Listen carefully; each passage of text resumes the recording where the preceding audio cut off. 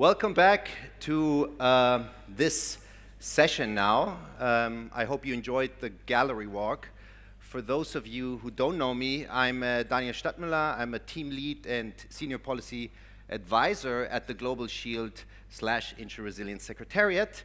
And this session is really about the money of the Global Shield, and some of the discussions that we've been having this morning have also been about where's the funding, how's the funding being allocated, how can we access funding, and what is the role of this so-called financing structure within the Global Shield. The financing structure consists of 3 financing vehicles, and I'm pleased to have representatives of each financing vehicle here with me today. So first of all, with me is Gurul Gurkan and Sarah Ahmed. Gurul is head of program of UNOPS, multi-country office in Vienna, and Sarah Ahmed is the finance advisor to the V20 and speaking on behalf of the V20 JMDF. They will both be speaking on the V20 Joint Multi-Donor Fund, one of the financing vehicles of the Global Shield. Secondly, we have Kavya Ashok Krishna and Simon Hagemann, Senior Financial Sector Specialist and Financial Sector Specialist for the Global Shield Financing Facility. And last but not least, we have Annette Detken, Head of the Global Shield Solutions Platform, and Carsten Löffler, co-head of the Global Shield Solutions Platform. So please join me in welcoming all panelists on the stage.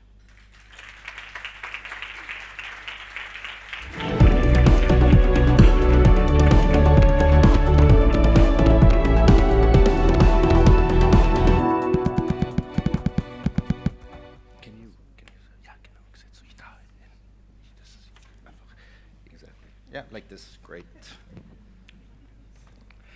Okay, wonderful. That worked out in this very cuddly environment, so make yourself feel comfortable.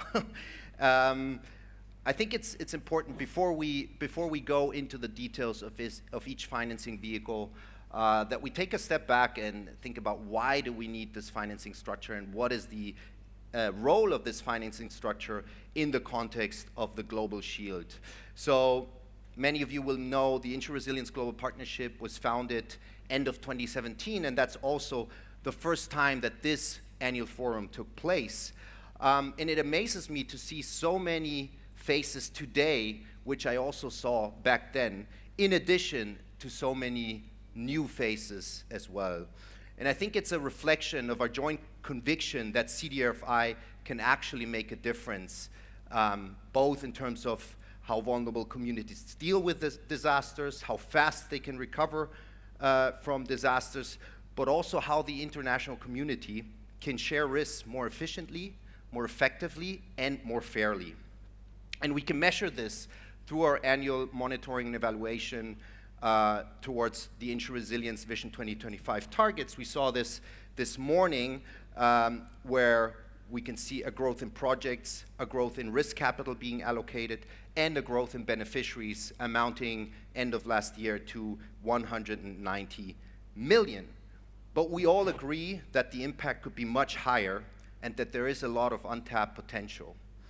There is, in particular, or also an unclarity among countries in terms of what type of support is available from whom.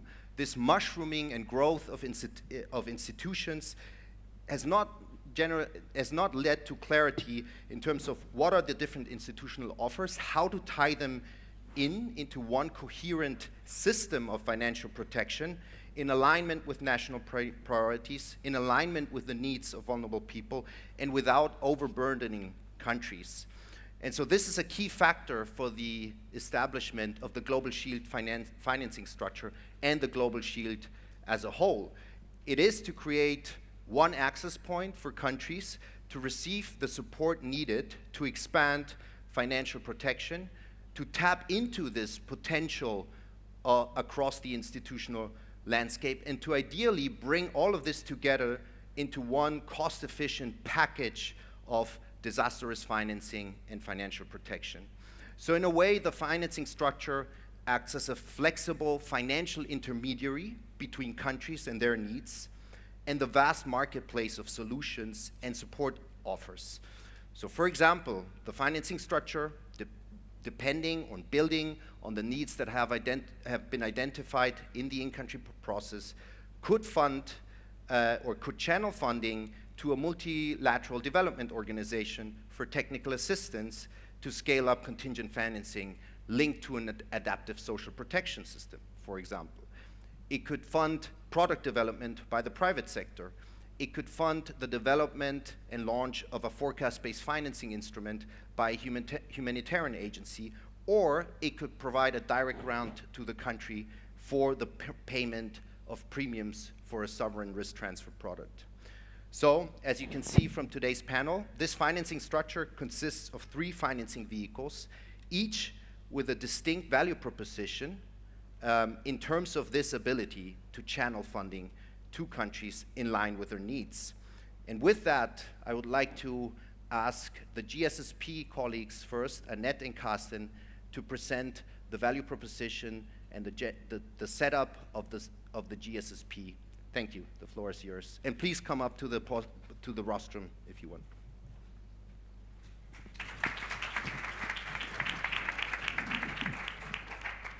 So thank you very much. Very much looking forward to the session because I think it could not be more timely to have it. Speaking of the train is moving, it's, I think, finance that is really needed to make it moving. And therefore, here speaking for the Global Shield Solutions platform that I'm heading together with Carsten Löffler, being responsible for the establishment and also then management and implementation of the Global Shield Solutions platform. And please let me use now the session to describe what is the approach of the Global Shield Solutions platform and to which extent it's complementing the other 2 facilities. I think this is very important, and we have received already quite many questions from countries, and we hope that we can allude and answer some of the questions that were raised. So the Global Shield Solutions platform is a multi-donor grant facility that has the mandate to support the development and implementation of climate and disaster risk finance instruments in countries, providing as a platform tailor-made country programs and developing these together with our partners in the countries, including essentially 3 elements, and you see them on the slide here. So we have, oh, sorry, this is on me to actually move forward. Yes. There we go. So the 3 elements that we can leverage and provide actually an offer in these country programs is the first component, education and research, in order to provide the necessary risk understanding and analytics that are needed then to understand which actually instruments are best fit for the country.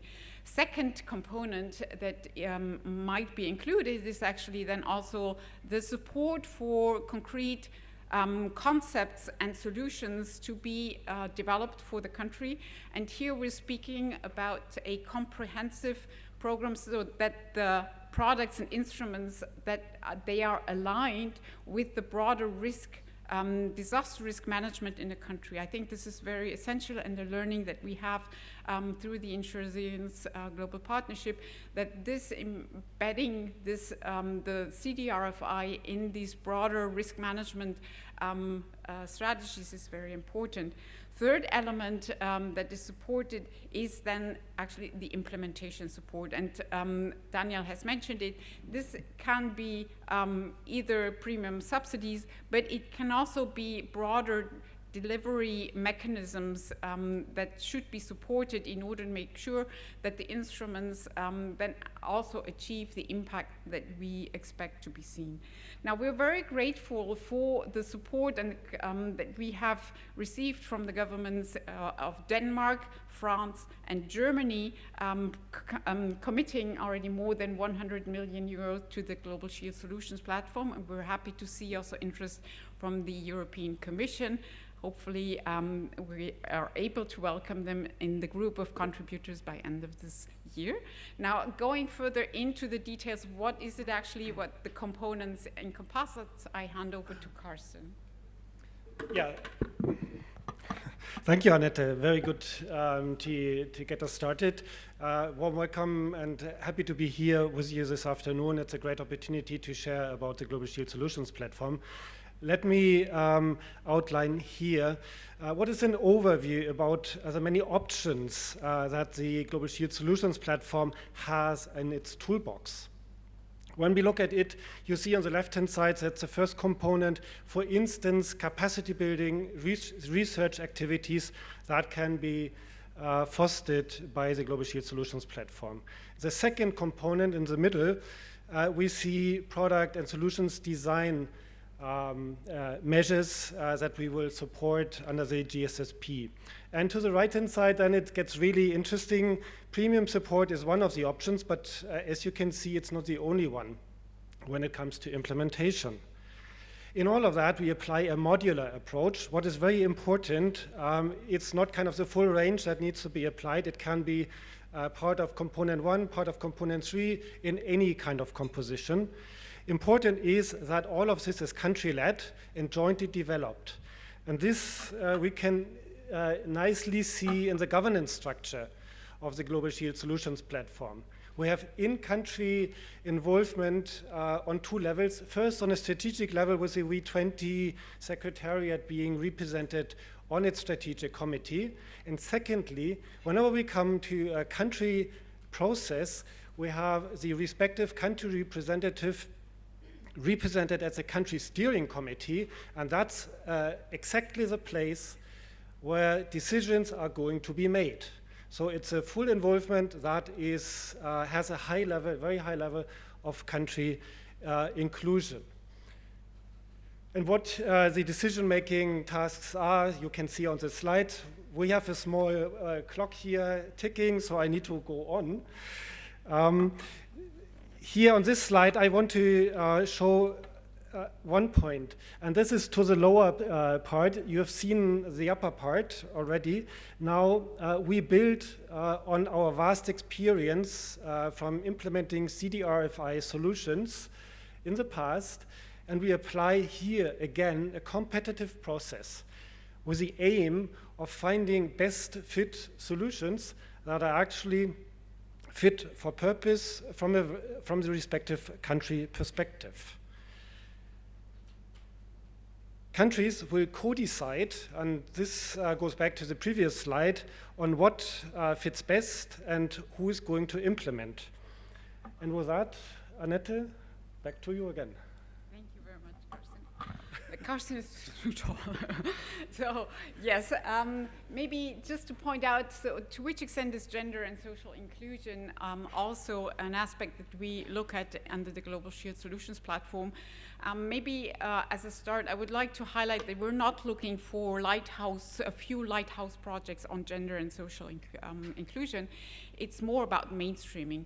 That means that all our project and activities should be aligned with the standards already out there. And here the slide just mentions one of them is the IGP gender declaration, but also then the guidance, step-by-step guidance on gender that is already developed and was developed under the IGP.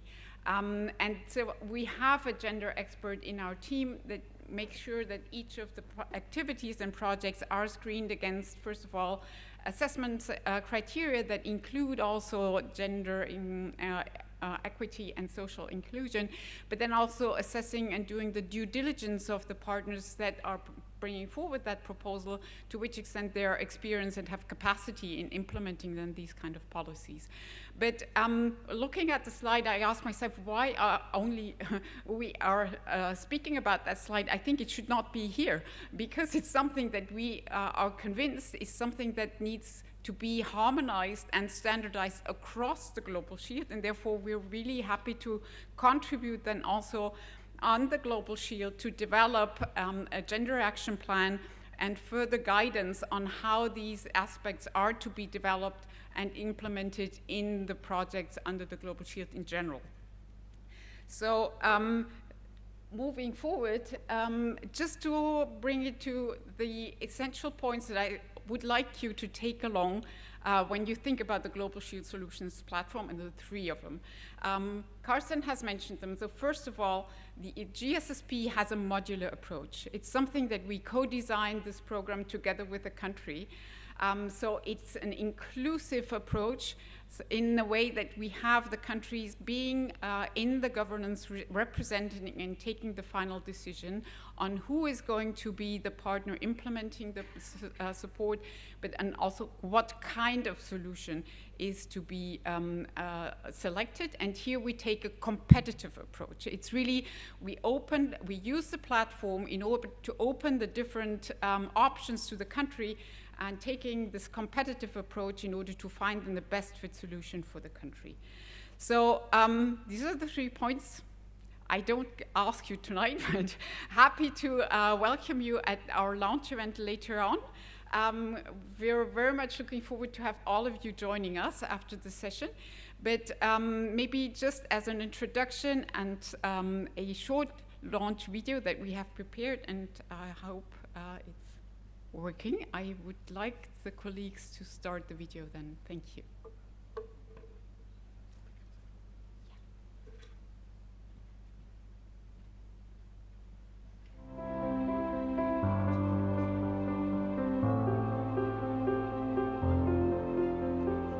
Compared to their economic income or size of their economy, economic losses in lower income countries induced by natural disasters are on average 3 times greater than those of high-income countries. But innovative climate and disaster risk finance and insurance, or CDRFI solutions, can play a critical role in helping vulnerable countries respond to these increasing risks. The G7 V20 Global Shield against climate risks aims to increase protection for vulnerable people by providing and facilitating substantially more and better prearranged finance against disasters. The Global Shield Solutions Platform, or GSSP, is a central element of the Global Shield's financing structure. Established as a multi-donor grant facility managed by an experienced team of climate risk financing experts, it provides access to a broad network of implementing partners. We foster the development and use of prearranged finance solutions for vulnerable people by providing advisory services and financial grants through our country and thematic windows. Based on countries' requests, we offer coherent country-led support programs through 3 different components that typically span research and education, solutions development, and implementation. Under Component 1, your country can build on existing capacities and receive funding for identifying and building climate and disaster risk models. Under Component 2, we support you to develop best fit solutions for financial protection, prioritizing communities, regions, sectors, and other parameters. Tailored to your country's needs, our team offers implementation of requisite financial protection products under Component 3, enabling infrastructure and building institutional capacities. Comparable support will be offered through our thematic windows for innovative global and regional initiatives. The GSSP is helping build the resilience of vulnerable populations against climate risks. This can contribute to effectively addressing loss and damage exacerbated by climate change. Join us today. Find out more at global-shield-solutions.org.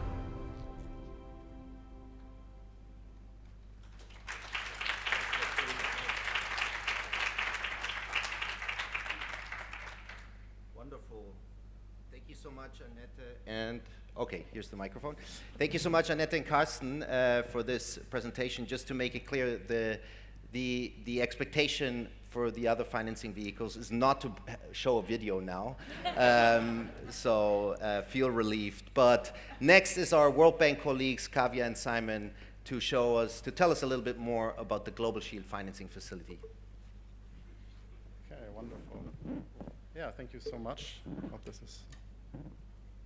Thank you so much. It's fantastic to be here today.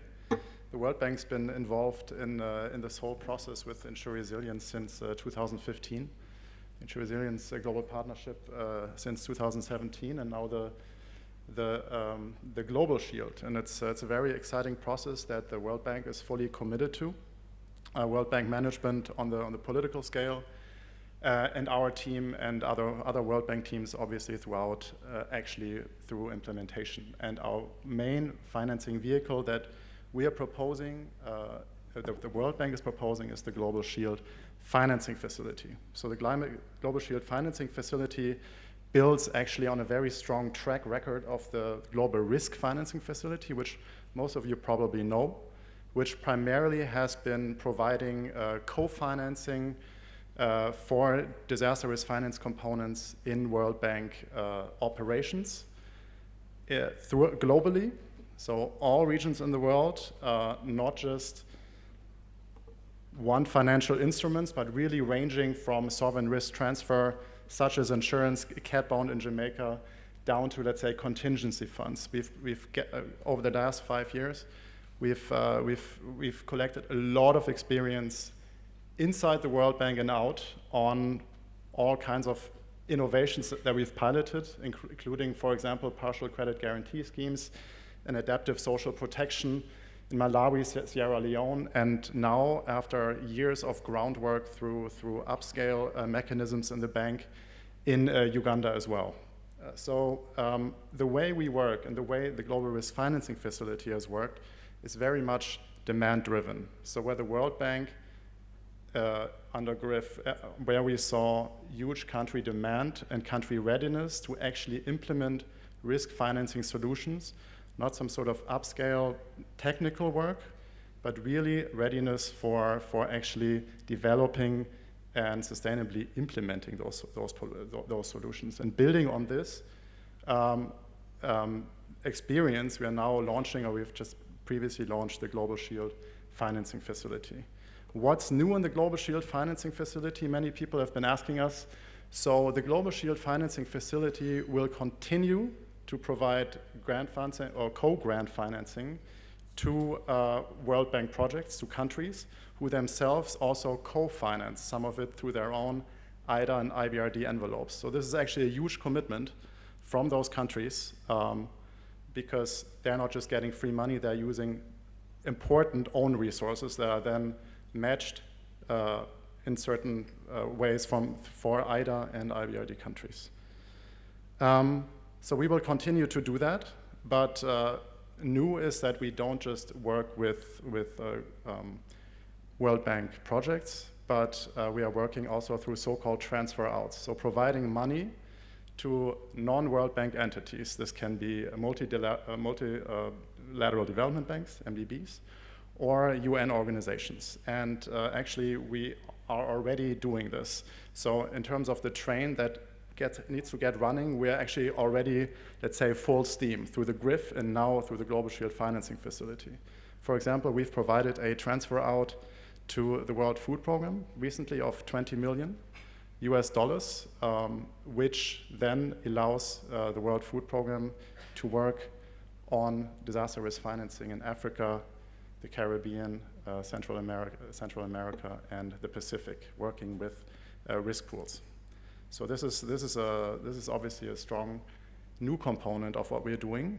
We're still very much implementing based on actual country demand and country readiness to co-finance and actually implement those solutions. But new in the Global Shield is that obviously this country selection is very much informed also by the selection process within the Global Shield. And I think this is very new. And obviously, we're not just doing this as part of World Bank operations, but as part of the overall financial packages that are being worked on through the in-country processes. So this is kind of the new thing we're doing under the Global Shield Financing Facility. So under the Global Shield Financing Facility, we have a couple of themes which you see on the right-hand side. Apart from providing, let's say, technical analytical inputs to the Global Shield, for example, for country selection, we are also working already started to work more with civil society organizations and risk pools, so basically broadening the scope of actors that we work with. We are also working on mobilization of private risk capital, and this could be, for example, deepening our engagement with risk pools through technical and advisory services, but also for capitalization and premium finance. So premium finance obviously also done by other vehicles, and we will work through a coordination group towards harmonization of those principles under the Global Shield going forward. As I said, we don't work in isolation, so everything we do is very much delivered towards or under the World Bank agenda and towards improving the World Bank agenda, which I think is extremely important. So first of all, we work with the Global Shield Financing Facility on sort of what we call downstream engagements, where we basically support the preparation of lending operations and preparation and design and implementation of risk financing vehicles, actually. But before that, many of our other programs, including the new Risk Finance Umbrella program, take years and years for this kind of upstream technical and advisory work. And when countries are then ready, basically, to implement those solutions, we can then, for example, use the Global Shield Financing Facility to do so. It also aligns with much bigger World Bank priorities, including IDA, which I think is very important. So 3/4 of GRIF projects were already IDA projects, and we were able to provide analytical support to IDA 20 commitments. And we think that given the current situation in the World Bank and the increasing focus on crisis preparedness, that we see a very good opportunity to use the Global Shield Financing Facility to further embed this within IDA. And lastly, it also aligns with the evolution roadmap of the World Bank. Obviously, they want very flexible vehicles for IBRD, IDA, FCV countries, and to advance private and capital facilitation, which is something that we've been working on under GRIF, for example, having leveraged more than 4 billion of private capital, for example. So, and lastly, we were asked to provide some information on gender in climate and disaster risk finance and insurance. We already have a dedicated gender plan, which means that all the funds that are being implemented are subject to the World Bank's gender screening process, and we have secured some very senior gender experts actually within the bank to help us do this. And we are embedding all gender in the DNA in all of our M&E, et cetera, systems. So we're very happy to share our experiences, learn from other Global Shield partners as well. And yeah, with this, I think I would hand over to Kavya. All right.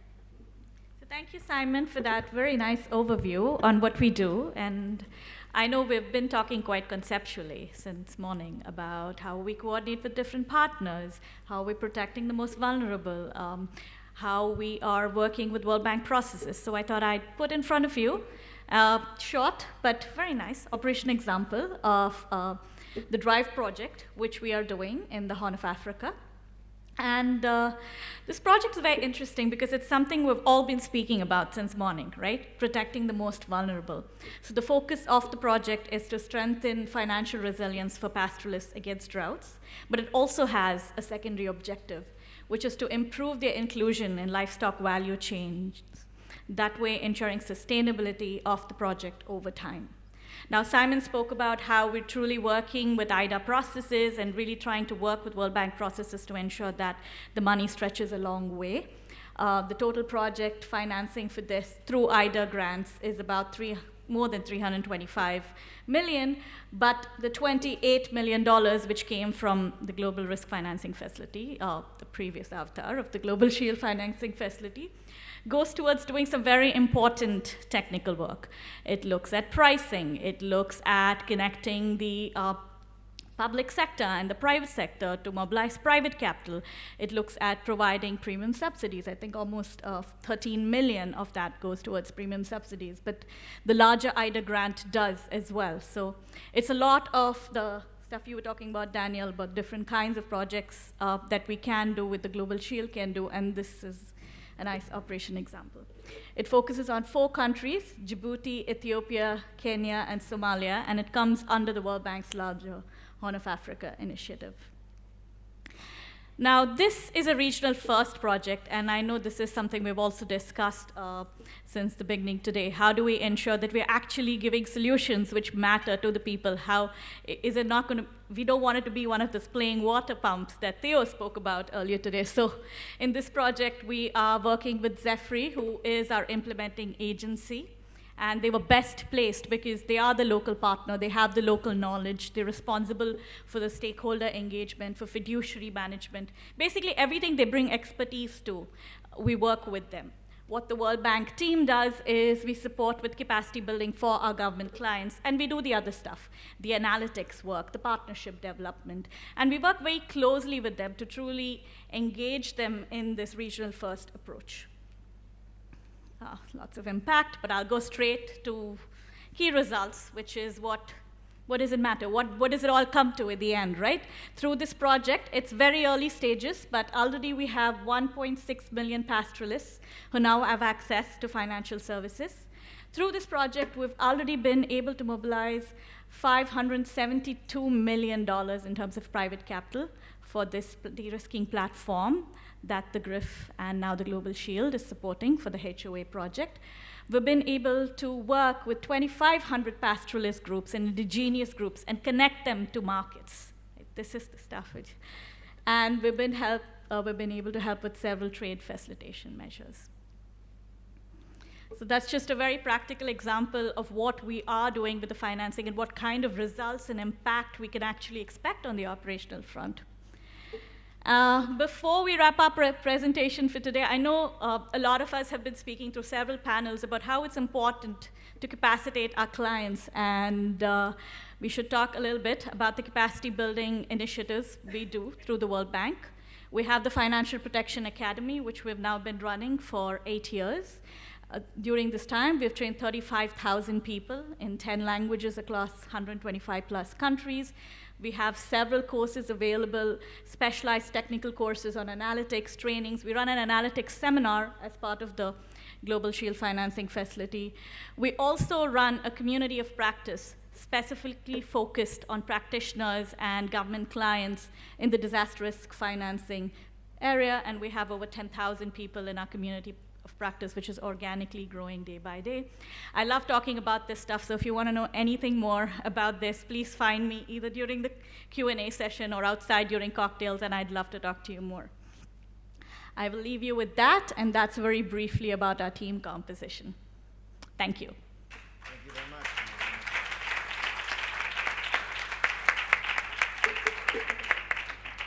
So I get two messages. One, integration of what the GRIF can deliver and has been delivering, and he showed this really nicely with this example, into the Global Shield system and the in-country process.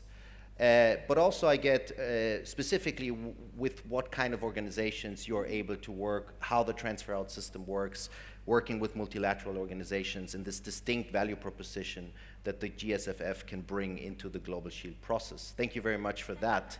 And last but not least, the V20 Joint Multi-Donor Fund. And please, Gorel, Sarah, the stage is yours.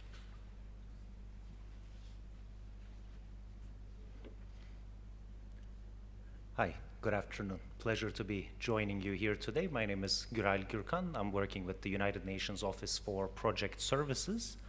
I will be today presenting on behalf of the, together with my colleague Sarah, of course, the CVF and V20, so Climate Vulnerable Forum and Vulnerable 20 Ministries of Finance, Joint Multi-Donor Fund. I know it's a mouthful, but you're gonna see it written there. But before I get to that, maybe briefly about this UN Ops Animal, in case you're hearing about it for the first time. So UNOPS is an operational agency, a part of the United Nations family. So we look at project management, financial management, infrastructure and procurement, operations, procurement management. So in that sense, you know, a bit different than what you are used to maybe if you are working with UN organizations that have a thematic mandate. In our case, we're about the nuts and bolts. I think I can put it that way. So we focus on operations, trying to support in that sense the Paris Agreement as well as the broader sustainable development goals, our common agenda, I guess, as the uniting framework around that. So we looked at about 1,000, we looked after 1,000 projects in the last couple of years, each year, delivering about 3 billion across the world. So more specifically in this case, I will be telling you about the CVF in V20 JMDF in short. So we started this platform that is hosted by UNOPS as the fund manager in December 2020. The current end date is December 2025, but that's based on the existing endowment, existing contributions. Of course, that can be extended and will likely be extended. So it has the presence from both developing and developed countries. So you have, of course, the Troika, the leadership of the CVF and V20 groups, but you also have the German government, Marshall Islands, Quadrature Foundation, Sequoia Foundation, and the government of Wallonia. So in that sense, we're looking at, public, semi-public, I guess I can call it, or philanthropies, as well as regional governments as well. So currently it has an endowment of 13.6 million, but will be growing. So this is not just looking at the loss and damage or not looking at Global Shield only. It has multiple components, which my colleague Sarah will be telling you about.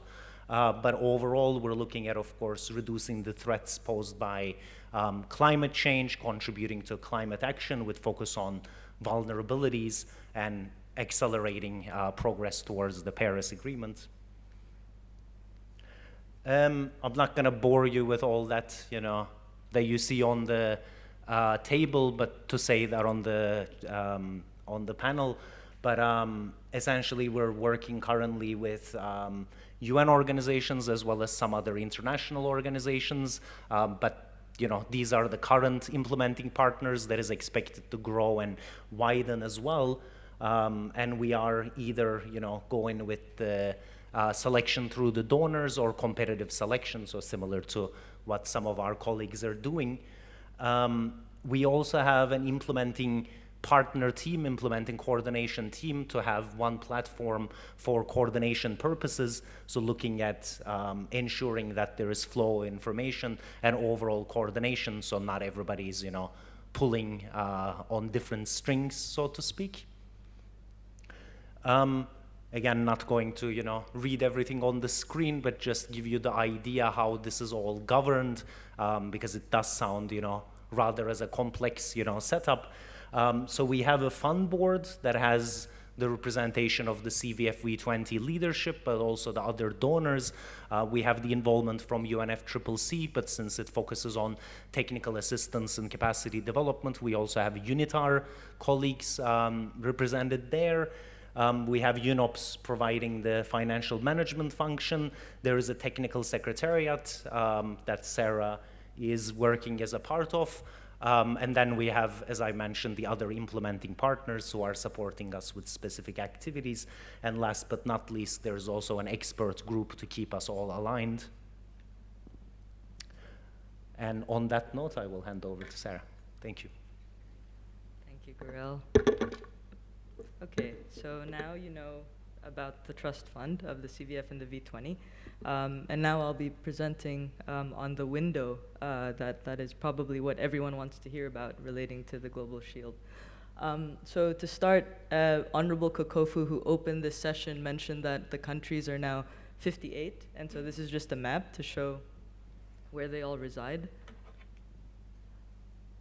So you've seen already an overview of the other financing vehicles, the GSSP, as well as more color on the World Bank portfolio, which is always useful. So as we know, we are at a point where we must innovate and we must learn fast. And as Red had mentioned in his opening, we must be hopeful. And so the climate vulnerable countries remain committed to be part of the solutions building process. And so I'm glad to share this collaboration of the Global Shield has included the V20's Joint Multi-Donor Fund through a Global Shield window, where these programs on the screens are part of or could be part of a global shield package, subject to relevance for the country and resource availability. So we have a loss and damage funding program, premium and capital support, off-balance sheet guarantees, distribution channels, and looking into slow onset. This is just an overview of the loss and damage funding program. The aim here is to illustrate how to drive resources to vulnerable communities to address loss and damage, and there are eligible costs as well as a release mechanism. And the intention is to share lessons and information with the delegates in the UN climate discussions as they design their loss and damage funding program. So this is an overview of the premium and capital support section, and it takes into account the SMART principles that were already approved in the InsuResilience Global Partnership. So there's also the accelerated financing mechanism, which looks at the cost of capital. Currently, V20 economies face 6 to 28% cost of capital, and it makes many things very expensive, including risk financing. There's also the Sustainable Insurance Facility, which focuses on delivering climate-smart insurance for micro, small, and medium-sized enterprises. So you'll see that these are all very much solutions that the V20 are working on, and we hope that it could be useful as the packages of the Global Shield are put to life. And with that, we can be contacted at the Secretariat email here, and thanks for your time. Thank you very much.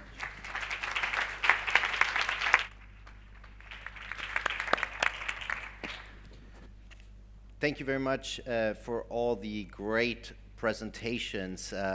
It does seem very challenging to tie this all into one Global Shield in-country process, but I think it also shows the breadth of the solutions and the types of needs that this initiative can deliver on. And I'm really looking forward now to engage with the audience and to hear from you what are the important and perhaps also tricky questions that you have and that you would like to raise with this panel.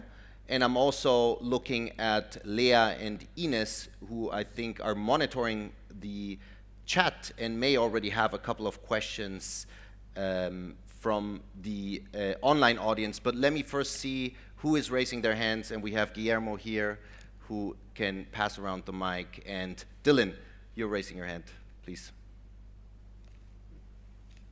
Hello, Dylan Bryant from CDRFI. For Carsten and Annette, can we go to stage 1 or step 1, step 2, step 3? Can we start at step 3, just to clarify that we don't have to go through steps 1 and 2 if we've already built that capability in-house or domestically, if we can start at point 3? Yes, that's absolutely correct. So that's what when we talk about a modular approach. So and I said, okay, you can combine 1 and 3, 2 and 3, whatever combination is from a country perspective, the one that's preferred. So what is highest on the priority list, and then depending on the gaps and the problems that are supposed to be solved, we will work then on a program and a tailored program, as Annette said, to capture what needs to be done. And if that's only one component, then it's absolutely fine. Great. I see a hand over here. Thank you for that, Carsten. Very short and concise. Thank you very much, and thank you to the Global Shield Secretariat also for having this transparency and having this session. I think we're all very curious to learn more about what's happening next. Maybe I didn't quite get it, but if I could ask, what is the differentiation? What is the one differentiating factor between each of these funds? So let's say we have a project. How do we know where we go? Do we go to the World Bank? Do we go to the GS Solution Fund? Do we go to the multi-donor? Is there like a word or something that you can each say that differentiates the 3 funds? Yeah, so whoever wants to start, I think this is a question to all of you, all of us perhaps. So Annette, you're already holding the microphone. Yeah, so I start, but as said, we are vehicles working together under a financing structure. So first of all, I think the very important message is that we are not competing, that it's either or. We definitely, depending on the need of the country, it can also be including a solution including all three vehicles. And that's why it's so important to have also the Secretariat with us, and we have a coordination again, just amongst the financing vehicles, so that we are then delivering on a complementary basis. You are right, it's not so clear-cut, because in some aspects we have some overlaps, but I think the need is so big that we definitely, I see no problem that we coordinate and then channel the funds as needed. And that is also very much a decision on the country level, right? Because the country might have already existing a collaboration with World Bank. I mean, Simon and Kabir, they have also introduced work. CRIF is also already active in the countries, and but in other countries, maybe working together with a World Bank program might not at the moment be so clear-cut, depending on where the status is of a World Bank program at the moment. So it's really on the country to decide, and Sarah has mentioned also on the innovative aspect of the V20 CBF fund. And maybe, but I don't want to speak for all the other vehicles. I just hand over to maybe Sarah and then Simon. So I think that issue highlights the very problem countries are running into. There's so many funds, and then they need to do the application process. So this is why the Global Shield exists, for this very reason. We don't want countries applying to each and every single fund every single time for one single project. What we want to have is a portfolio of solutions, and so this is why it is now to the supply side, actually, to figure what is the best deal you can get the country, and the country to decide whether this is a good deal for them. So very much looking forward to this very tough process that we've all committed to. Simon. Maybe just 2 points, because we've had this previously. Like, we are the three programs here, we're not competing against each other. There's really huge demand, so we're just really complementing each other. This is, I think, the spirit of the Global Shield. When it comes to standard setting, when it comes to how to integrate certain things like gender or all of these things, I mean, we will be very happy to learn from each other, but also be very, very happy to learn from the Global Shield. Now, to your question, Tuga, on like how do you approach us? I mean, World Bank obviously has its own beast. We only go in, like, let's say, very mature environments where other programs, including lots of World Bank, upstream sort of programs, have already worked. So if a country is sort of ready, is actually engaging with the World Bank, the country management unit, and is actually asking us to step in. That's always the prerequisite to sort of do anything for us.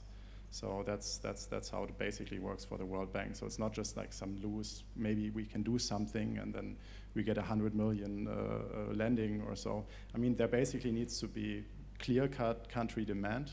There needs to be, for GSFF, there needs to be an upcoming lending operation, that's for sure.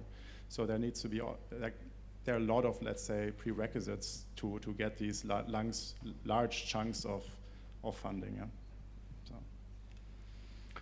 Just to add to that, we actually had that slide, which we removed. But our primary modus operandi is through World Bank projects, right?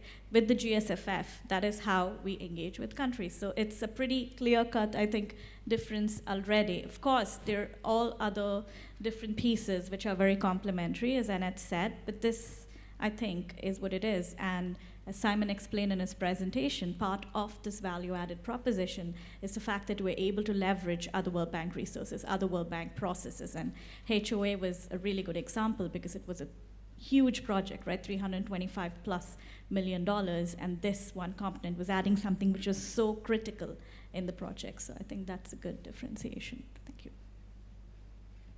Thank you very much for the question, and I think a very clear message is that all of this works under one roof, and the financing vehicles are approached together under the roof of the financing structure, and that all of that is accessed through the country's request for support as part of the Global Shield in-country process. Are there any other questions in the audience? I see one more hand, Guillermo, over here.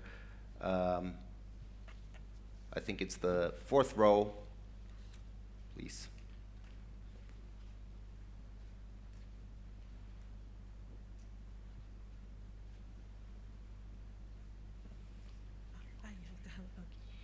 Good afternoon. Thank you so much for this very interesting session. I'm from the Climate Risk Early Warning System Cruise Initiative Secretariat.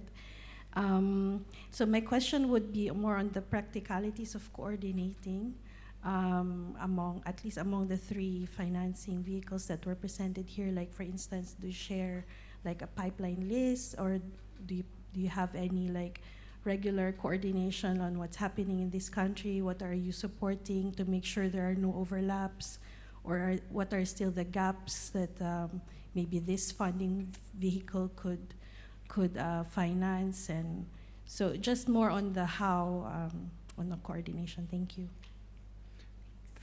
Thank you very much, and I think that's a super important question after having heard so many different presentations and different types of solutions. I'm happy to step in and take up that question. So as I was saying, there is an in-country process, and countries can apply to become Global Shield partner countries. Once they apply and they are selected, they go through a process that generally consists of taking stock what's already there, looking at existing mechanisms of prearranged finance, financial protection, conducting a risk assessment, and on that basis, understanding what the gaps are, so a gap analysis, and then putting all of that together into a request for support. And that request for support is not channeled to individual financing vehicles, but it's channeled to this group as a whole. And the Global Shield Secretariat will contribute and try to facilitate that. So it's very important that to emphasize that coordination is built into that process from the get-go, and that well, there is a foreseen process that leads to the support that these vehicles can provide, and of course that process is flexible and can be adapted from country context to country context. We need to be wary of the different stages where countries are in, and some will require perhaps, first of all, technical assistance to build the necessary systems. Others may be more advanced and will request direct access to an insurance solution, for example, or the buildup of an adaptive social protection system based on an existing social safety net. So just to name a few examples. Anything my fellow panelists want to add? I don't see any more hands. Oh, one last hand. Do we have a little bit of time to extend, or are we hard on the 5 p.m.? Oh, the countdown is here. So we have 5 questions from the audience. So I'm going to take one last question here, and I'll ask both you to be brief in your question, and all of us here to be brief in our answer.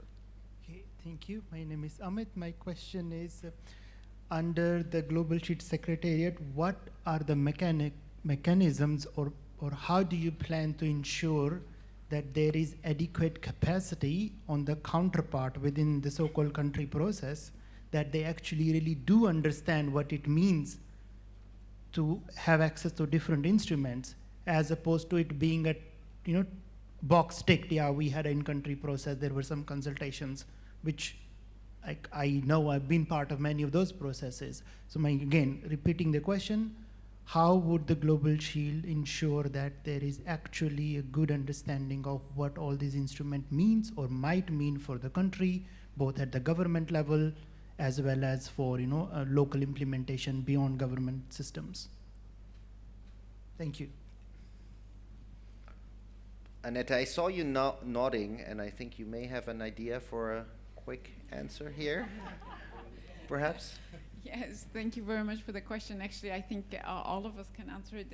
To be honest, I was actually looking towards you, Daniel, because I think this is exactly why we have a in-country process, right? And that dialogue, and really to make clear that Sarah has mentioned it, right? The countries are really stretched also on their side to have different processes in the country at the same time, and sometimes or very often overlapping. So how they have to coordinate all these different processes, and we try to help from and here I speak on behalf of the Global Shield, but Danielle, please correct me. It's really to make that more streamlined and include this in one process, and therefore this in-country process has really that one request, it's it to be inclusive, right? So that should facilitate actually the support in the countries, but there's also, and Daniel, maybe I hand over to you, there's also foreseen that in the process the country gets support by a supporting structure, because we know that even if we streamline these processes, the capacities are limited.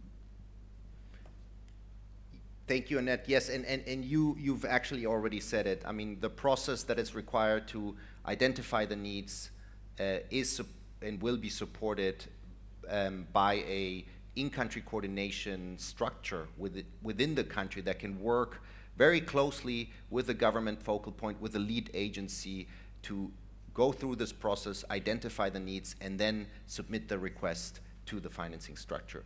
So I'm now turning to the online audience, and I hear that you've managed to summarize 5 questions into 2, and to make it even more challenging, we'll have to be very brief in answering these 2 questions, which are actually 5 questions. So over to you. Well, unfortunately not summarizing, we had to pick some, but the chat has been very, very active, and we'll also make sure that all questions will be answered afterwards as well. But 2 questions now. So how are the financing vehicles intending to address slow onset events? And a second question is, can NGOs and INGOs access funding from the Global Shield through the vehicles, and if so, through which one? 2 excellent questions, and I'm looking at the panelists, and maybe those of you who want to answer to respond directly to both questions, if you want to respond to both. Any reactions? Simon? So slow onsets in terms of, for example, drought, these kinds of things, those are perils that can obviously can be addressed through disaster risk finance and insurance solutions, and we're working on this.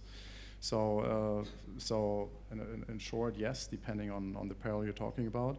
Secondly, working with CSOs, civil society, yes, we have our own dedicated pillar for working with civil society. That means building capacity for CSOs, and secondly, enabling and hopefully at some stage working further in operations, actually in our operations with CSOs. So clear yes. Yeah, maybe if I just complement, I agree with Simon. So it really depends what hazards you include in a slow onset. Definitely something that would need to be then assessed on the individual at the respective country. When it comes to CSOs, and so there, Carsten showed the slide where we actually see the GSSP as a platform. So we reach out with call for proposals, and of course CSOs are then invited to submit then their proposal, how they could come in, how they could contribute, either as an organization by itself or in a consortia with other organizations. So this is really something what, yeah, it really is then a competitive approach, and of course those institutions are invited then also to join the call for proposals.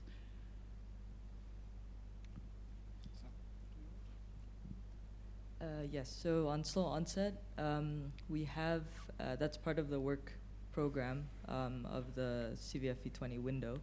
That said, it's definitely in research and development phase, meaning looking at the evidence and what instruments we have or what needs to be done to deal with such risk. The CVFE 20 fund, as Gurel pointed out, has partners including IOM, And so we're working with them as well on figuring this out. And in terms of folks who can apply for these funds, I think I shift to Gurel. Yeah, in our case, I mean, the difficulty a little bit is, of course, we're at different sort of stages of implementation. You know, some of the colleagues are, of course, talking about quite impressive results already, whereas we're more at the setup phase. But when it comes to the CVF and V20 JMDF, you know, it is open, as I was mentioning, although you've seen quite a number of UN names over there, but it is open actually to civil society as well. So going forward, we will be looking at doing more calls for proposals as per the guidance from the fund board. So that will be publicized quite, you know, widely. So if there are civil society organizations interested in joining, we would be more than welcome to welcome, I suppose I should say, their proposals.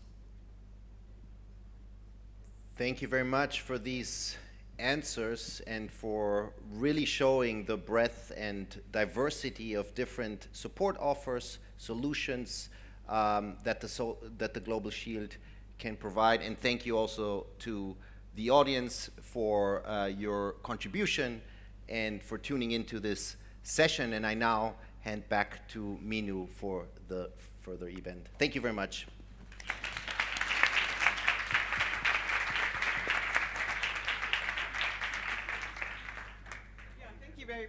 Thank you very much. While panelists and Daniel leave the stage, I think we give a round of applause also to Daniel, who moderated this session very well.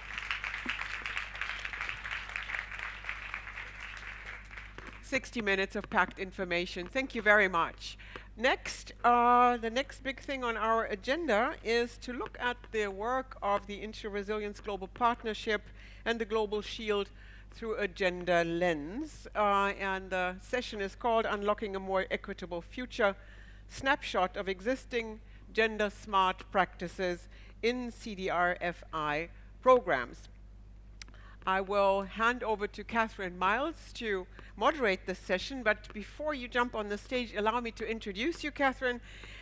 She is the gender consultant to the InsuResilience Gender Working Group and a technical expert on gender dimensions of climate and disaster risk finance and insurance. With a background in international development, Katherine has been working internationally at the intersection of multiple thematic gender agendas relating to sustainable development and specifically women's access to insurance and financial inclusion for the past 20 years. Katherine, over to you. Thank you.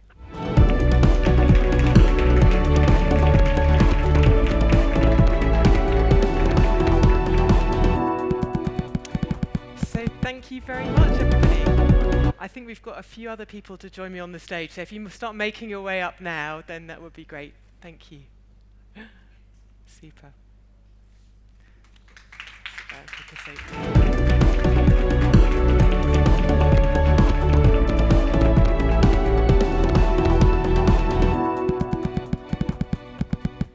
Thank you. So a key message that we've been hearing today is this need to situate the Global Shield in the reality of countries. So as I say, this is a key message that keeps on repeating itself.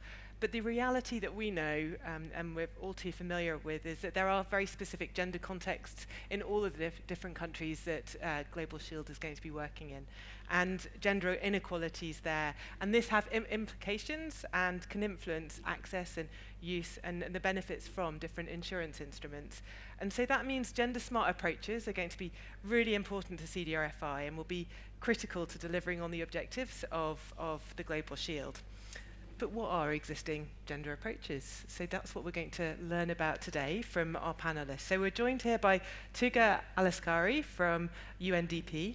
We've got Krishnan Narasimhan from UNCDF, and we have Mathieu Dubray from the World Food Programme. So thank you very much for joining us here today.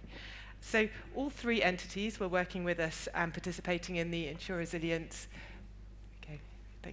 InsuResilience Technical Advisory Facility on monitoring and evaluation of gender-smart approaches to CDRFI programs.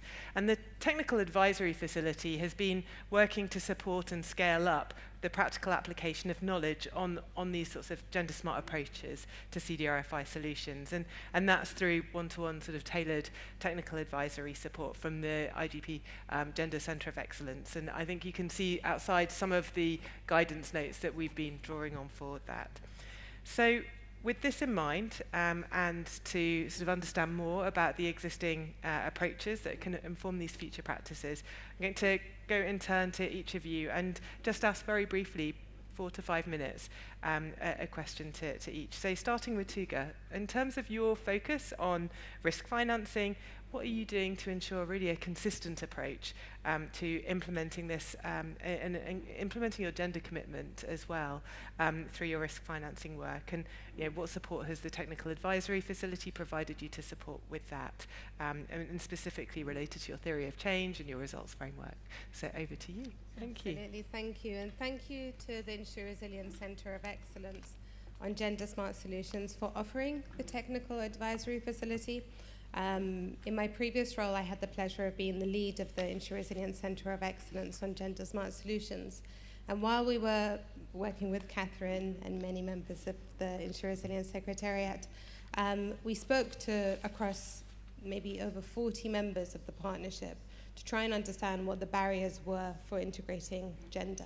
And what we very quickly identified is there wasn't a lack of will or interest in the topic, but there was a lack of understanding of how to convert that will, to convert that interest, the recognition of the importance into action. Because really, as big as this space is getting, we are working in a very new area. Insurance and risk financing in development is still not well understood, and the gender dimensions of that and how to take action are not well understood. So in my new capacity, not new anymore, more than a year now, leading the UNDP risk financing work, working in the insurance and risk finance facility of UNDP, which was launched in September 2021, we very quickly recognized the need to prioritize gender. And we were very grateful for work with Katherine and also the gender units within UNDP to review the entire project cycle in the design phase while we're already just starting the conversations with countries. What are the entry points? What are the questions we need?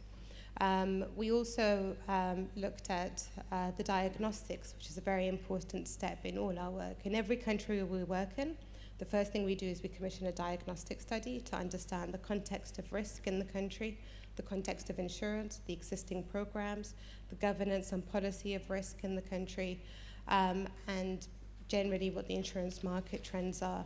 So one of the first steps we took is to look at that diagnostic methodology we had and to ensure we were asking the right questions, ensure we were gathering the right data, because that is the key document that we take and together with our private sector partners develop an entire program for the country. So when we saw the opportunity through the InsuResilience Gender Centre of Excellence to obtain additional support through the technical advisory facility, we very quickly applied and we were very grateful for the work because, so we have the diagnostic, we have a commitment.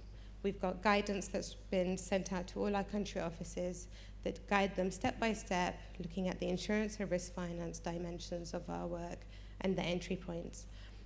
We've reflected on our teams, we've reflected on all of that, but really a key pillar of this is the monitoring and evaluation and making sure that throughout the entire project cycle, we know from the get-go what kind of questions and what kind of accountability we want to hold ourselves to. So working with Katherine and the InsuResilience Centre of Excellence, we reviewed our M&E framework, we rewrote part of our theory of change to ensure that we were delivering not only towards our development goals, but also very specific targets for gender. I think I might have depleted our time, but if there is time at some point, I would love to talk specifically about country work and how it's playing out. Yeah, thank you. So at this point, and I think you pick up a really important question, which is around asking the right questions. And so maybe you could just do one kind of minute on just how you've been asking the right questions in a country context before we then move on to the next speaker. Yeah. Absolutely, absolutely. So there are many questions. So the methodology has a number of questions. And what we've done is we've got a traffic light system. So there's a minimum that we require of all our diagnostics in terms of gender and asking the right questions, and then there's a wish list. And what surprised us is the way some of our country offices have taken this, because gender's not new to UNDP. We have gender focal points in every country office. There's been considerable work on financial inclusion and gender, and actually it's been a circular approach. We've very much had our country offices and our regional offices inform us as well on some best practices. But the questions that we ask are, for example, we have these teams in countries that design and develop the whole program, the work plan, and decide on which risk finance solution to prioritize. In the case of Vietnam, for example, we have the Women's Union, which has already got quite considerable experience with microinsurance. So we ensured that they were part of the country team so that we build in that knowledge, that capacity, that experience, and maybe avoid some blind spots related to the insurance market in a given country. And there are many, many examples where the other thing we're trying to do is collate all these examples every time we hear of them and share them around the country offices so they could also apply them. Thank you very much. And so really what Tuka's been doing is really at the project setup stage. And I'm going to turn now to Krishnan and hear a bit about the work that you've been doing on micro and meso climate risk insurance products, and some of the work that you did both in the inception phase but in the implementation phase as well has been looking at sex disaggregated data as part of your gender approach. And so can you tell us a little bit more about how you approach this data collection and how you've also changed that approach over time? Thank you. Yeah, thanks, Katherine, and thank you for to the Center for the support that was offered through the services of Katherine and her team. To give you a context, we have been working in the Pacific SIDS largely, but expanding now to a few other LDCs, where even otherwise, in the domain of financial inclusion, there was a lot of disparity for women. The gender gap in terms of access to finance ranges between 9 to 15% in most of these markets, and our core focus is on digital financial inclusion, which makes it a little more complex because digital inclusion is still there. I mean, there are big gaps. So at the beginning of this program itself, we went in for developing a JC strategy, which will be at the program level and also at the project level, because UNCDF works largely with the private sector. And for the private sector, what is the value proposition? When you tell them that you have to cover so many number of women in your outreach, does it make a business case? And how do they do that? They have not been used to do these things because they've just been used to put out a product in the market, and then it's in some cases women buy those products, in most cases women don't buy the products. And when you talk about rural, remote areas, there is a lot of discrimination going on in terms of who takes the decision on which product that they can get. So what we have done in the background is, of course, working with specific women groups that have access to groups of women, economically active livelihood women, and that was one conscious decision we took. And specifically in the call for proposals that we do for the grant and technical assistance, we were very, very focused on certain problems revolving around CDRFI access for women and the solutions that institutions can find for this. So there was special incentive in those proposals that had a special component on how they address these practically. And then coming to the sex disaggregated data, data is always a challenge in terms of collection and in terms of analysis and usage. So right at the beginning, we created a digital tool for public good, which is called the iOnboard platform, which is used by all aggregators uniformly, that collects data at source, so many things, including KYC and all that. But more importantly, it collects sex and age data, which means that we know at any point of time how many women are enrolled. And even at the time of claim payments, how many women beneficiaries actually get the payout from the insurance company. So this is available on a mobile app. I can access it even now. So to just give you an example, recently there were a few claim payouts, and we knew that the total outreach numbers, 47% were women. 36% of them got payout. So we have this data immediately, and this all happened in just matter of few days. So this is something which we can use because the platform is already there and it needs to be tweaked from country to country. I should actually thank the team for our support because they worked very closely with our gender specialist in actually finding out a big problem which we had not thought about. How do you profile the women that are being covered? Who are they? And how do they really benefit by the solutions that are being developed? That's something which we have not thought of, and that's something which really came out of the TA. And that has been included in our activities going forward.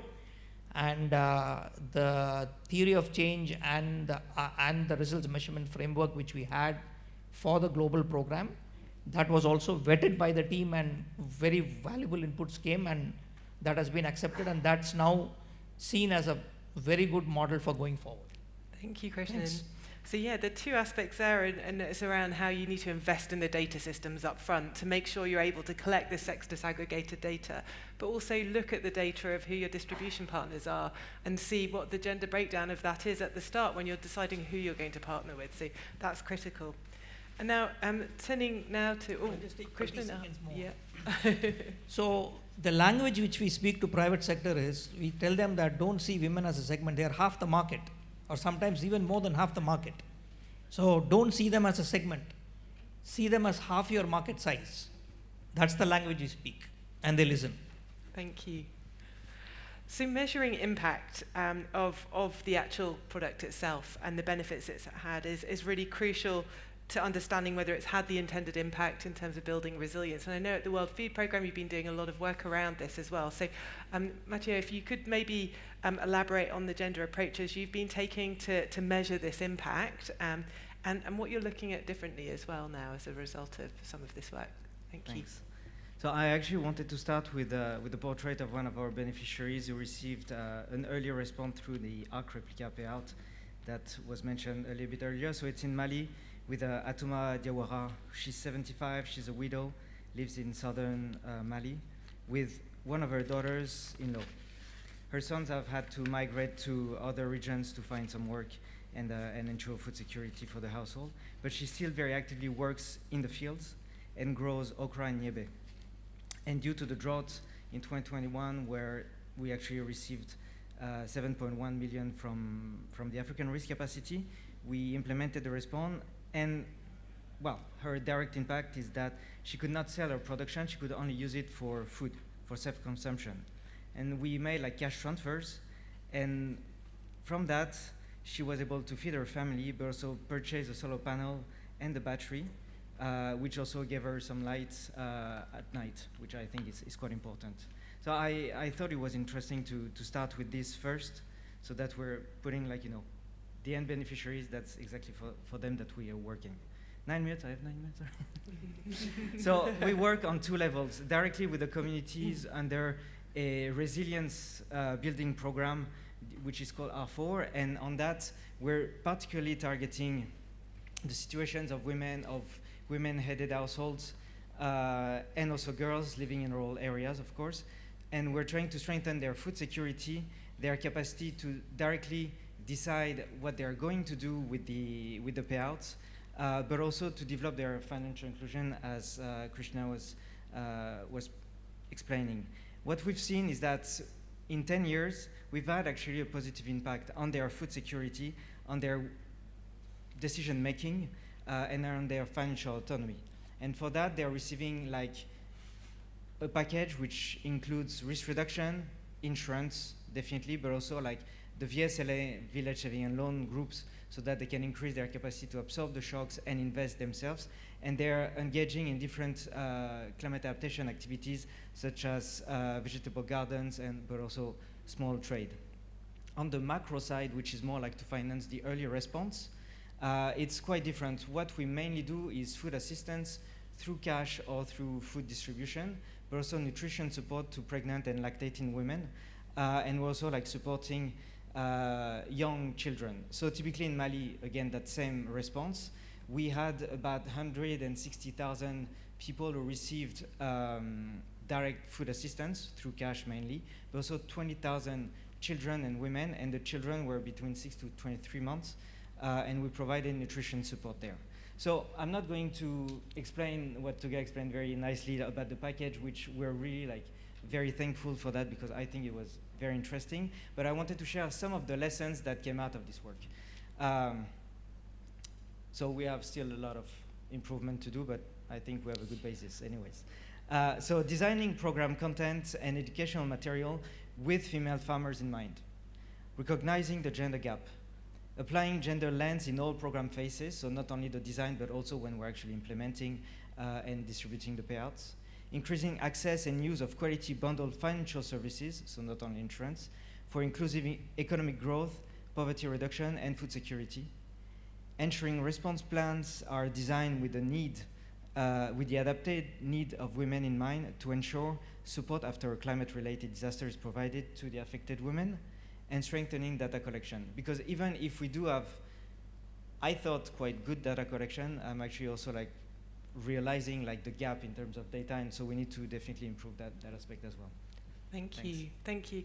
And what I found really particularly interesting about the World Food Programmes work is around the payout distribution monitoring. So if you haven't already read any of their reports on this, do take a look, because it's also looking at how much does it cost for someone to actually go and receive a payout, for instance, and are there gender differences between the time that it is taken. So really fascinating stuff there, so thank you.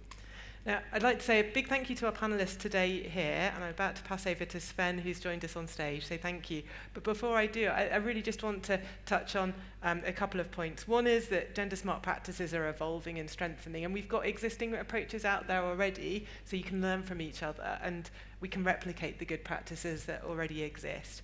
There are these emerging themes that are coming through as well, and that we really need to set up the sex disaggregated data collection systems with the distribution partners, and going forward, we need to think about not just the output level data, but the impact data as well.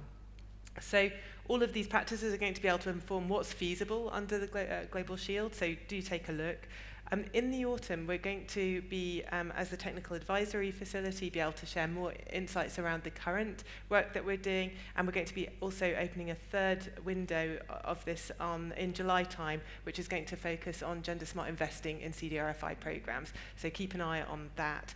And we're currently, as I say, working with Start Fund and ICLEI, so we'll be able to share more about the insights working with them soon. So at this point, I'm going to hand over to Sven from CARE International, and he's co-chair of the Gender Working Group, and I understand you're going to share a little bit more about how to get involved. So over to you, Sven. Thank you. Yeah, thank you very much. And first, thank you very much for setting up this panel, which I think is a very important and very productive one, as I'm already have been listening to what you've been saying. A lot of the things you said also resonates with the type of work we're doing in CARE in many countries. And those of you who have been around the whole day may have already been able to listen to one of my colleagues in Malawi who wasn't able to come, but she has also been very involved in InsuResilience. And I think it was a very important and brilliant idea to set up the Center of Excellence, and I think it has helped to sharpen the lens around gender dimension, and also to trigger, I think, research and trigger contributions from all kinds of organizations to contribute to the center, contribute publications, etc. And I really hope that the Global Shield is really embracing this from day one on, so to say, and that we're not having to fight or to work for a long learning curve.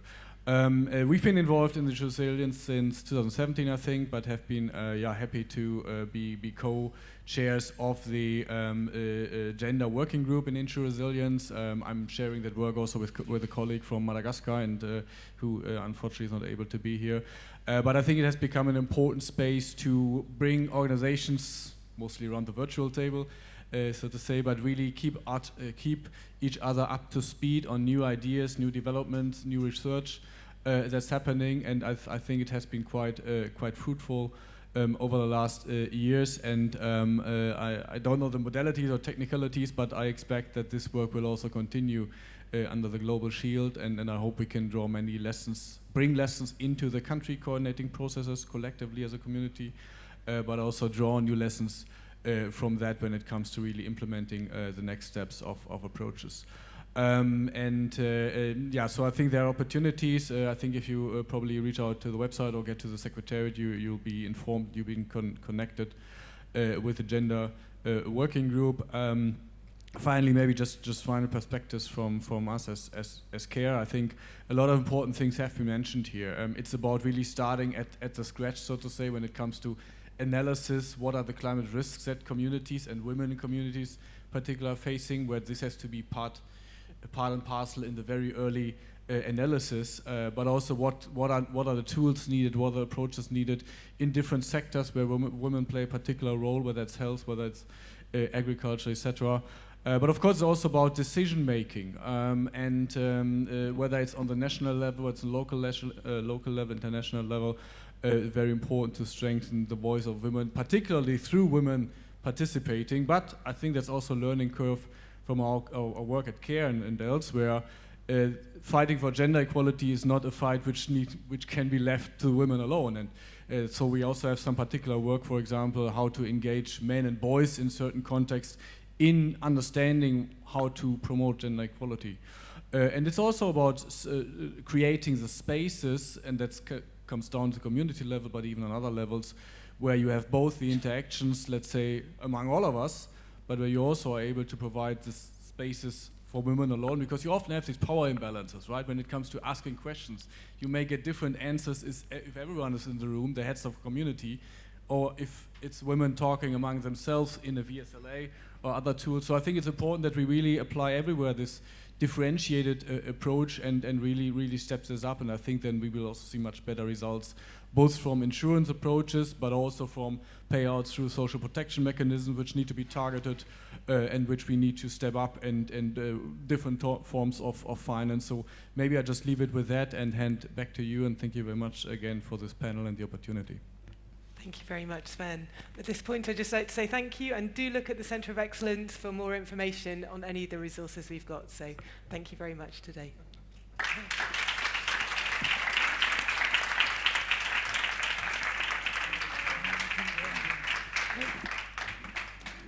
Thank you, Katherine, for moderating this panel. I must say, when I was watching the panel, I thought this is one moment where I like it that's a male-dominated panel.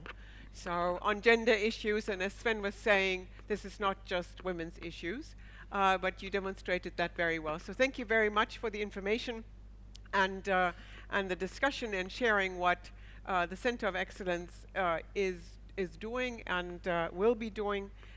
This was very interesting, at least for myself. We're coming to the wrap-up and closing of today. We've had a lot of exchange already and reflections here among people. I've overheard during the breaks that what they're taking away, and you see them taking notes about what they're taking away. But we'd like to hear from participants online as well. So in order to wrap up this annual forum, formal conference part before the reception party part, I would like to ask our online audience to contribute to a word cloud again, like we did this morning. So please, if you could share, thank you, do I need it? I have this, anyway. You can hear me, right? Oh, lovely. So if you could share in one word again, reflecting on today's annual forum in one word, what key impulse do you take away? And I thought we might have a slide with that question. Or we're just putting that to the online audience. So again, if you could share your impressions or your key takeaway from today in one word, we'd like to look at that in a minute. And while you do that, our online participants are sharing their takeaways, I would like to introduce one of the leading women of the InsuResilience Global Partnership and the Global Shield, actually one who might not need that much of an introduction, Dr. Astrid Zwick. Astrid has been heading the InsuResilience Secretariat that supports the Global Partnership in its goal to foster climate and disaster risk finance and insurance. Before, she held leading positions in the insurance industry at Allianz Group and Munich Re Group, developing corporate strategies for sustainable development. Astrid also chaired the UNDP's Initiative Principles for Sustainable Insurance Working Group, and headed the steering committee Research for Sustainability of the German Federal Ministry of Education and Research, and probably a few other things. Before your closing remarks, Astrid, if you come to the stage, thank you, thanks for joining me. Let's see how this word cloud is developing. Where is it? There it is. Okay, so people kind of undermine that one word thing by saying importance of gender mainstreaming in one word, collaboration. This is kind of long. Inspiring, partnership, and collaboration. So let's see how this develops. Maybe this actually helps you to lead into your closing remark. Joint efforts, so somebody mistyped a little, but that's around collaboration, partnership, and you see enthusiasm. Thank you. Maybe it's building up a little more, I don't know. Let's see. Let's keep this running for a moment, and maybe Astrid will want to pick up on a few of those terms. Over to you. Thank you very much. And as it is running and we get more ideas on the impulses you have acquired, yeah, I have the honor of, wrapping up. It's not easy. It has been quite an intense day. Well, I mean, we see inspiring inclusivity, positivity. I like that. Positivity is that also what we need looking ahead. And we heard today also not only optimism, but being hopeful. That's very important. So thank you very much for the feedback online.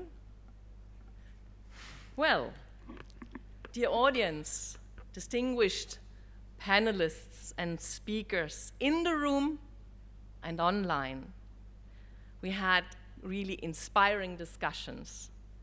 I think we learned a lot, and I have the perception that we have reached a new level of the discussions. And there's one thing that I distilled from the discussions, and I would like to put it in a kind of title. Not what, but how. We've heard that we have techniques, technologies, we have instruments. There's also money around. But there's something really missing. There are 3 ingredients that we need to build. One is collaboration, and maybe a new model of collaboration. We also heard this morning from Rowan, we need to pool the resources. And I would also say we need to pool the swarm intelligence that's around to convene and to offer to the vulnerable countries in this particular in-country process. I also think that it's important to build on this kind of pool, the idea of insurance, which is a solidarity pool. And I think that's also the spirit of the loss and damage discussion. Last week at the Insurance Development Summit, we met Selwyn Hart. He's the Special Envoy for Climate and Just Transition of the UN Secretary General. And he was calling also for a stronger and a different type of collaboration. He was talking about we need to drop that 12 people go into a country, talk to 12 different people in the different ministries. We need to really convene. And I think that's also something here in the spirit of the Global Shield. Second point, which is important, and which was raised today, is the ownership and the participation of the countries that are under climate threat. But we also learned that we need to look at country realities, and every country is different. In addition, as Anne also in the morning panel has said from Kenya, we need to look at the end user. We always tend to forget when we build models, we build theories and so on. There is an end user, and we need to really go to the ground and understand and listen. And we hope with the Global Shield in-country process, we have the ears at the end user. Third point I would like to make is to look at problems more systemically, to connect what's existing with the new vehicles that come in, to look at complementary approaches and also to connect. We've heard from Theo this morning, connect money in and money out systems. And I think there's a lot we can still do, because in the past we've looked at single problems and looked for single solutions. And we have seen that this doesn't turn the lever, because we learned with the InsuResilience Global Partnerships programs, we have already reached 190 million beneficiaries and could put them under protection cover in 2022. We have even more than 60 countries that have developed climate and disaster risk finance strategies. But this is a drop on a hot stone. We need to change gear. And we are now changing gear here, together, today, and enter with the Global Shield an unprecedented global collaboration for prearranged finance. This new type of collaboration model is also feeding into a larger agenda, and we heard about that. There's the Paris Summit coming up with a new global finance plan, and the Accra Marrakesh agenda with its revolutionized risk management principle, and of course the discussion on the loss and damage funding. Within the Global Shield / InsuResilience Secretariat, we are very conscious that there is a huge challenge we are facing. There are so many strong actors around, and that where we need to build trust and where we need to incentivize a collaboration at country level. But we are very optimistic and we are hopeful. I'd like to take Red Constantino's advice, not to lean back, so hopeful, as the journey of 1,000 miles begins with, always with one step, and we will go step by step. We did so with the InsuResilience Global Partnership. Also at the very beginning, we had, of course, a lot of skepticism and critical moments, but today, and if I look around and also online, we can celebrate a great community that has convened, and also concrete achievements. Only 2 weeks ago, the high-level consultative group of the InsuResilience Global Partnership came together in Sharm el-Sheikh, a last time, to decide on the governance structure of the Global Shield, with a Global Shield governance charter, with the in-country process, and the framework of the prioritization for country support.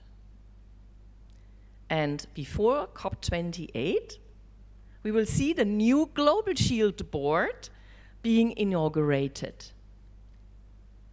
Only yesterday, the members of the Global Shield Coordination Hub, or some of the members, convened to ensure a well-defined collaboration and showing that a strong community is there. In my optimistic and hopeful way, I think we can build the Global Shield on this solid foundation. And we start already activities in the Global Shield Pathfinder countries and kick off and speed up action, potentially in beginning of July in Ghana, beginning of August, hopefully in Pakistan. Well, moving ahead, we remain committed to the Vision 2025. That's clear, while already transitioning from the InsuResilience Global Partnership to build a global shield community. Maybe some of you have noticed when entering the building, you've seen the logo of the InsuResilience Global Partnership. Coming into this room here, you see the logo of the Global Shield. So I would like to take you on to this journey, to join me here, and to build up the Global Shield community. The community will embrace the IGP, the InsuResilience Global Partnership members, as well as the Global Shield partners, new supporters, experts working in climate and disaster risk finance. Of course, details will follow and we will keep you updated. We are also constructing the new Global Shield Secretariat together with the V20 colleagues. So if you have further questions on this process and other details, please reach out via email to my team or me, or visit the Global Shield website, which we have 2 weeks ago set in place. We are also grateful for any recommendations and ideas you can provide to us. We will send around a feedback form after the conference, and happy if you filled out. We will take up your points and we'll feed that into the further process. Now, at the end, it remains for me to thank you all very, very much for coming, for joining us here, for bringing enriching discussions, for bringing in ideas, innovative approaches, and well, building up such a vibrational community. And it's really magic to be here with you. And I think I take this as a fantastic start for going on to the Global Shield journey. At the end, I also would like to thank all supporters of the annual forum here. We have a wonderful agency. But I also would like to thank especially my team, my entire team, who has supported us here.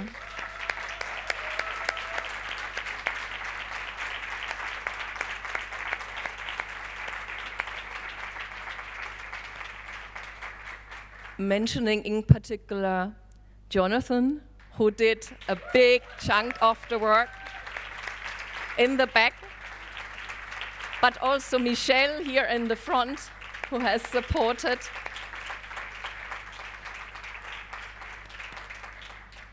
Well, a long and intense day, but there's even more excitement to come up. I'm closing this part of the day, but I invite you to enjoy the launch and the reception of the Global Shield Solutions platform right after. Thank you very much and enjoy. Woo.